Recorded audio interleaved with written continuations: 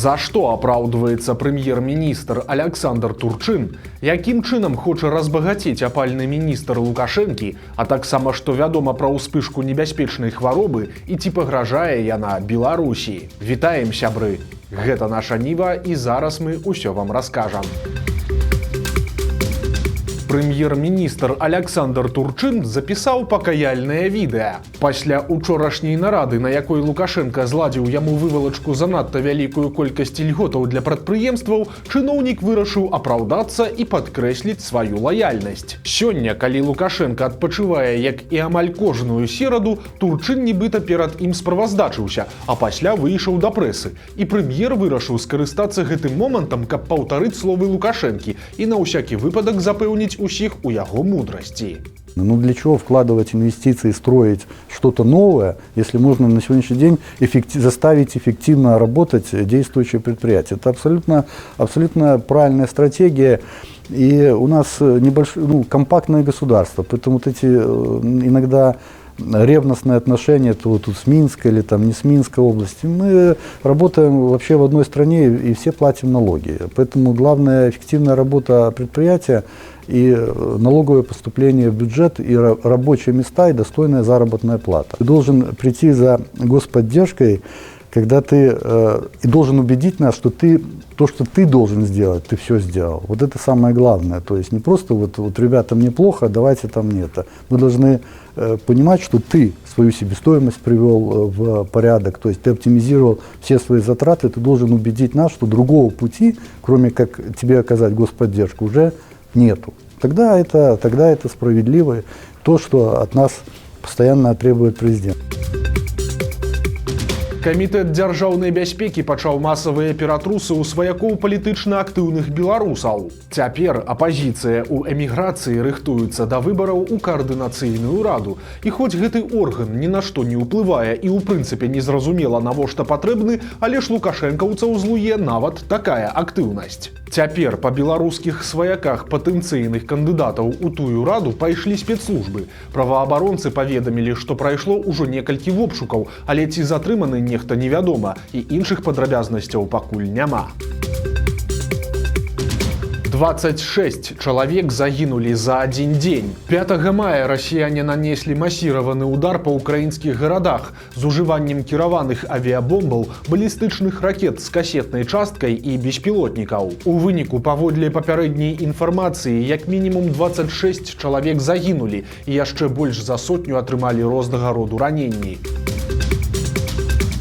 Смяротна небяспечны вірус выклікаў паніку. Проста цяпер разварочваецца гісторыя, вартая сапраўднага трыллера ці серыяла. Каля вострава Каба-Верде, што непадалёк ад паўночна-заходняга ўзбярэжжа Афрыкі, стаіць круізны лайнер, на якім паміраюць людзі. Гэта нідэрландскае судна, на якім знаходзяцца 150 турыстаў з 23 краін. Лайнер выйшаў з Аргентыны і мусіў прышвартавацца ў порце Каба-Верде, але ж мясцовыя ўлады строга забаранілі яму заходзіць у порт. Прычынай стала ўспышка небяспечнай хваробы сярод пасажыраў лайнера. Гаворка ідзе пра хантавірус, які звычайна перадаецца людзям ад грызуноў праз фекаліі, сліну альбо мачу і можа выклікаць цяжкія рэспіраторныя захворванні. Невядома, як і чаму адбылося заражэнне на борце судна, але ўжо 3 пасажыраў сканалі ад гэтай хваробы. Ахвярамі сталі жанчына з Германіі і сямейная пара з Нідерландаў. Яшчэ адзін чалавек знаходзіцца ў цяжкім стане, а як мінімум 2 члены экіпажа маюць падазрэнне на гэтую хваробу. Акрамя таго, у аднаго з пасажыраў, які сышоў раней і ўжо вярнуўся дадому ў Швейцарыю, таксама выявілі хантавірус. Праз гэта ніхто не хоча прымаць у сябе гэты лайнер. Турысты і экіпаж застаюцца ў моры і не ведаюць, што рабіць далей. Цяпер Сусветная арганізацыя аховы здароўя вядзе перамовы з іспанскім урадам, каб лайнеру дазволілі зайсці ў порт на Канарскіх выспах. Таксама спецыялісты супакойваюць, што нейкай сусветнай небяспекі, як было з каранавірусам, у гэтай сітуацыі няма, бо хантавірусы сустракаюцца па ўсёй планеце і штогод рэгіструюцца сотні тысяч выпадкаў заражэння, большасць з якіх у Кітаі. Тыя з хантавірусаў, якія распаўсюджаныя ў заходнім паўшар'і, шкодзяць пераважна лёгкія, а ва ўсходнім ныркі, і хантавірусныя інфекцыі заходняга паўшар'я больш небяспечныя. У Азіі і Еўропе ўзровень смяротнасці ад іх не перавышае 15%, а ў паўночнай і паўднёвай Амерыцы можа даходзіць і да 50%. Прычым варта адзначыць, што вакцын альбо спецыфічнага лячэння ад хантавірусаў не існуе, і можна лячыць толькі сімптомы, але пры гэтым перадача хваробы ад чалавека да чалавека адбываецца вельмі рэдка, таму панікаваць дакладна не варта. Апальны лукашэнкаўскі міністр вырашыў стаць даляравым мільянерам. І для гэтага яму рабіць у прынцыпе нічога не патрэбна. Дастаткова толькі прадаць свой катэдж у элітным мінскім раёне. Нашу ўвагу прыцягнуў дом, які выставілі на продаж за $2 мільёны. І аказалася, што ён належыць вельмі цікаваму персанажу з лукашэнкаўскай сістэмы. Знаёмцеся, гэта былы міністр энергетыкі Беларусі Владзімір Патубчык, які быў пад прыцэлам КДБ і ў выніку вылецеў з пасады за карупцыю. Яшчэ пры Савецкім Саюзе ён пачынаў працаваць на рознага роду теплаэлектрастанцыях, але хутка пайшоў па партыйнай лініі і зрабіў добрую кар'еру чыноўніка. Патубчык быў намеснікам мэра роднага Светлагорска і мэрам Мазыра, а таксама віцэ-губернатарам Гомельшчыны і асабістым памочнікам Лукашэнкі па Мінску. Ну а напрыканцы нулявых Патубчыка зрабілі міністрам працы, і менавіта пад яго кіраўніцтвам у Беларусі была адмененая большасць ільготаў. Таксама у розны час ён займаў пасады віцэ-спікера Савета Рэспублікі і нават віцэ-прэм'ера, а ў 2013 годзе Патубчык заняў крэсла міністра энергетыкі, адкуль праз 5 гадоў са скандалам вылецеў. У маі 2018 года Лукашенко асабістым загадам зняў гэтага міністра з пасады, а пасля заявіў пра арышты нейкіх высокапастаўленых чыноўнікаў, якія, маўляў, ужо даюць паказанні ў следчым ізалятары.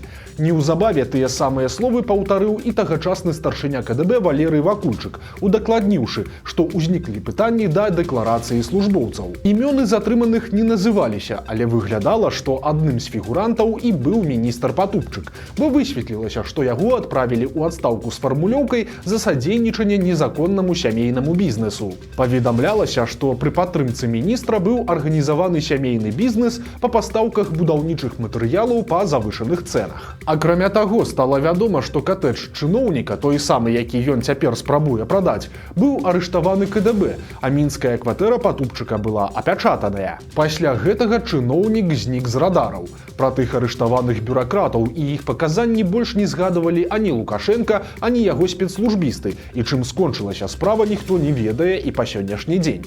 Але ж выглядае, што Патубчык змог праслізнуць міма турмы, бо ён захаваў сваю нерухомасць у элітным раёне сталіцы. Дом, які цяпер прадае апальны лукашэнкавец, знаходзіцца ў водаахоўнай зоне за Мінск-арэнай. Суседзі там таксама элітныя. Гэта банкіры на чале з Пятром Пракаповічам і Паўлам Калаўрам. Акрамя таго, побач пабудаваўся і беглы кіргізскі прэзідэнт Курманбек Бакіеў. На участку плошчай 14 сотак пабудаваны дом плошчай 280 квадратных метраў, а таксама там ёсць гасцявы домік на 70 квадратаў. У галоўным доме на першым паверсе знаходзіцца прасторная кухня, сумешчаная з велізарнай гасціннай. Таксама тут ёсць кабінет. За такі дом колішні міністр Патубчык плануе атрымаць 5 600 000 беларускіх рублёў, ці прыкладна $2 мільёны. Дарэчы, дзякуючы фотаздымкам на сайце нерухомасці мы можам пабачыць, як жыла сям'я высокага чыноўніка. Усе дызайнерскія рашэнні засталіся на ўзроўні сярэдзіны 2010-х. На другім паверсе знаходзіцца 4 спальныя пакоі. Майстар-спальня плошчай каля 22 квадратных метраў мае свой ванны пакой і 2 гардыробы. 3 іншыя спальні маюць больш сціплыя памеры – 19, 15 і 13 квадратных метраў. Санвузел для іх агульны. Самы вялікі пакой, імаверна, некалі належаў сыну Сяргею. На гэта намякае спартыўны комплекс на адной са сценак. І тут цікава, што некалькі гадоў таму гэтага сына Сяргея затрымлівалі па палітычных матывах і далі яму суткі. Прычым на той момант ён меў высокую пасаду намесніка гендырэктара па эканоміцы вытворчага аб'яднання «Беларуснафта», але сілавікоў гэта не спыніла. Вядома, што сын чыноўніка публікаваў антываенны допіс у сацыяльных сетках, але пасля ён быў выдалены. Мужчына, які быў завочна асуджаны лукашэнкаўцамі, невядома як і чаму вярнуўся ў Беларусь і сеў у калонію на працяглы тэрмін. 34-гадовага Александра Карнеева, які эміграваў у Польшчу яшчэ восенню 24 года, завочна асудзілі за пагрозу прымянення гвалту ў дачыненні да супрацоўніка міліцыі на 3 гады калоніі ўзмоцненага рэжыму. Цяпер жа стала вядома, што ён па невядомай прычыне апынуўся ў Беларусі, і яго затрымалі і паўторна асудзілі ўжо за супрацу з арганізацыяй «Дапамога», палічыўшы гэта садзейнічаннем экстрэмісцкай дзейнасці. У выніку мужчына атрымаў 5 гадоў і 6 месяцаў калоніі ва ўмовах узмоцненага рэжыму, а таксама штраф памерам у 42 000 беларускіх рублёў.